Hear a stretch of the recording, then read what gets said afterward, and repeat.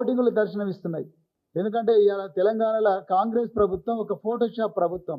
కంప్యూటర్లలో ఫోటోషాపులు చేసుకొని చక్కగా పోస్టర్లు ముద్రించుకొని అవన్నీ కూడా ఫ్లెక్సీలుగా కట్టి ఆ ఫ్లెక్సీలను చూపించి ఇగో ఇవే ఎండింగ్ ఇండియా రెసిడెన్షియల్ స్కూల్స్ అంటున్నారు. ఒక్కొక్క దానికి 200 కోట్లు. ఆ 50 నుంచి సడన్గా 200 కోట్లకు పోయింది. ఇక అన్నిటికన్నా ఘోరమైన మోసం ఏందంటే ముఖ్యమంత్రి సొంత కాన్స్టిట్యుయెన్సీలోనే ఇంతవరకు young India residential schools start కాలే.